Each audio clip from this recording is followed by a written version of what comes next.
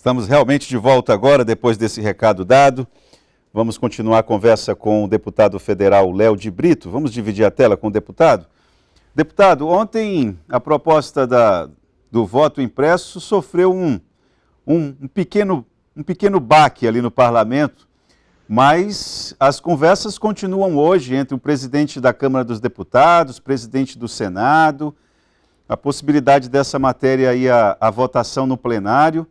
E, pelo que eu tenho lido, eu desconfio que se essa matéria for para o plenário, eu acho que a situação vai complicar. Podemos ter também, talvez, o cheque pré-datado auditável, o deputado Léo de Brito?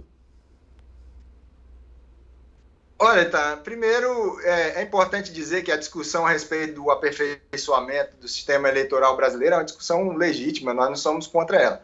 Agora, o que nós temos que entender é o que está por trás, politicamente, dessa situação. Nós já percebemos que o presidente Bolsonaro, desde que assumiu a presidência, ele tem se preocupado menos em governar e mais em tumultuar. O presidente, que deveria ter o papel de dar estabilidade ao país, de cumprir uma agenda que é importante para o país nesse momento, de geração de emprego, as pessoas, o gás está aumentando toda semana, os combustíveis, a energia elétrica, né? A fome está voltando, que era para botar essa agenda, que é uma agenda tão importante para o nosso país, está preocupado na verdade, não é com voto impresso, ele está preocupado em deslegitimar o processo democrático brasileiro e as urnas eletrônicas, que estão aí desde 1996, ele já foi eleito todas as vezes, ele, os filhos dele, nós que fomos eleitos, desde 96, e nunca houve sequer um caso comprovado de fraude das urnas eletrônicas. Então, por que as pessoas que estão nos ouvindo, nos assistindo agora, precisam entender? O presidente está fazendo isso porque as pesquisas estão mostrando que mais de 60% dos eleitores rejeitam o presidente Bolsonaro, não vão votar no presidente Bolsonaro, ou seja, a possibilidade do presidente Bolsonaro perder as eleições em 2022, ela é imensa.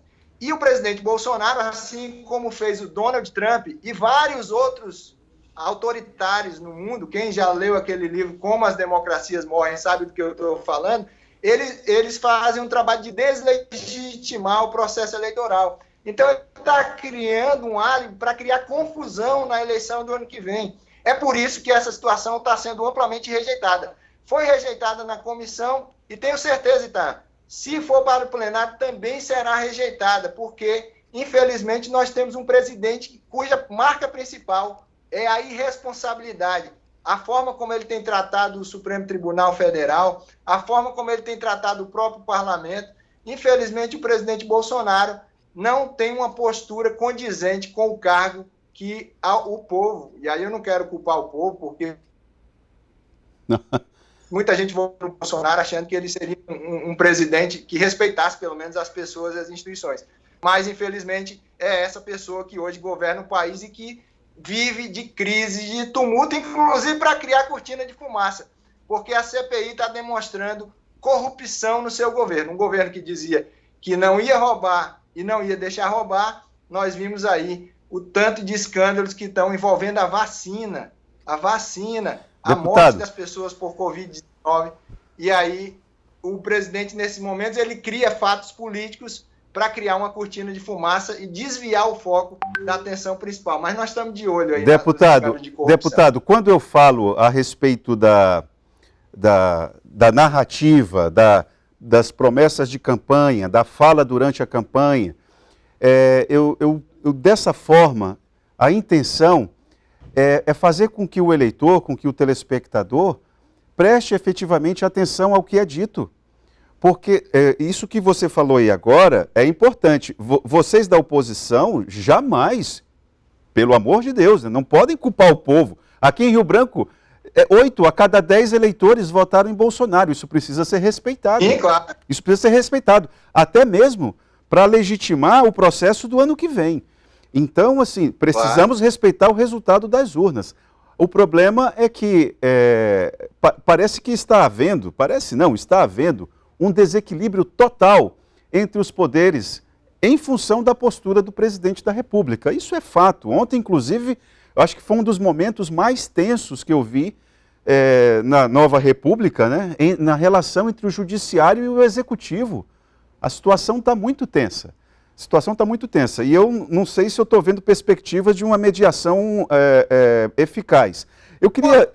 Inclusive com a ameaça do próprio presidente, é importante que se diga, o presidente ameaçou e mandou, inclusive, recados de que não pode ter eleição no ano que vem.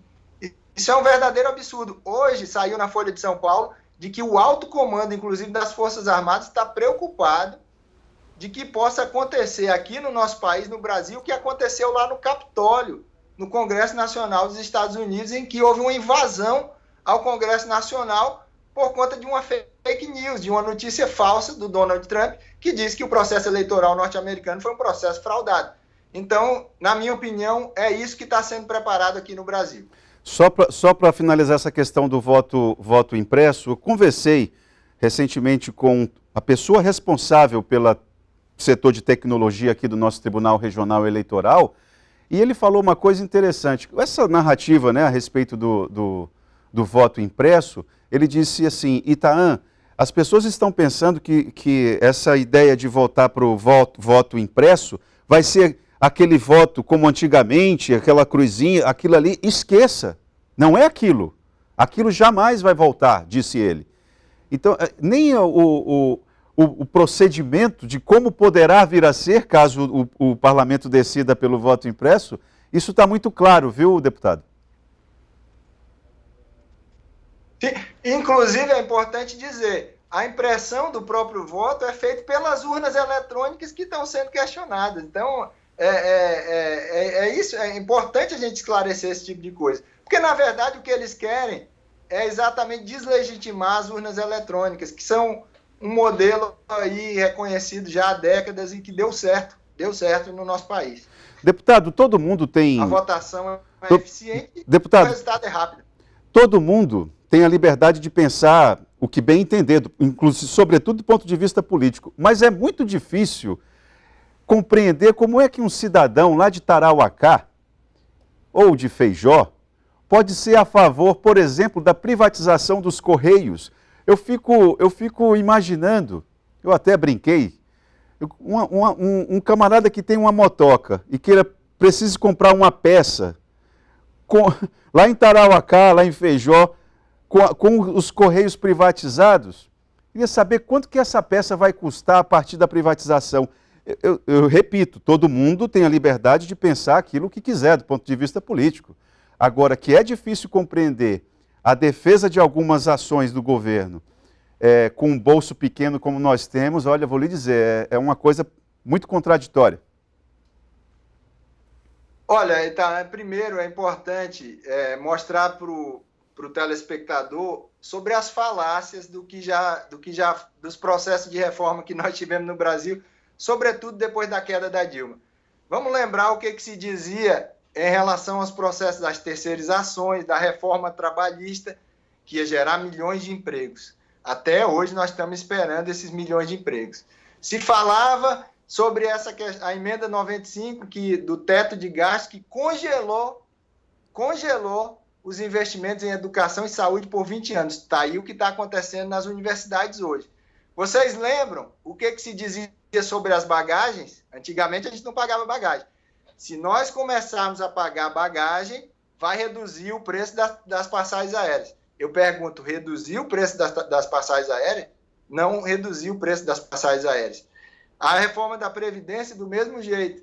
Falava que ia equilibrar, que o país ia se desenvolver, que ia ser uma reforma importante. Então, a Eletroacre, eu dizia sobre a privatização da Eletroacre, vai ter demissões, vai aumentar o preço da tarifa.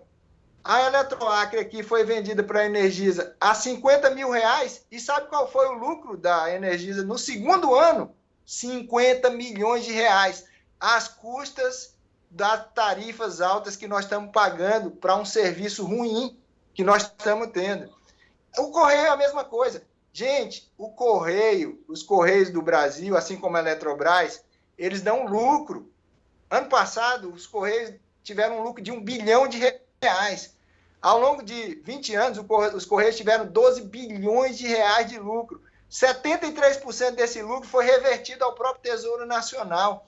E os Correios cumprem um papel fundamental que as empresas privadas não vão cumprir, que é exatamente de chegar em Santa Rosa, no Jordão, em Marechal Thaumaturgo, em Porto Walter, nos lugares mais longínquos, a preços acessíveis. Então, o que vai acontecer?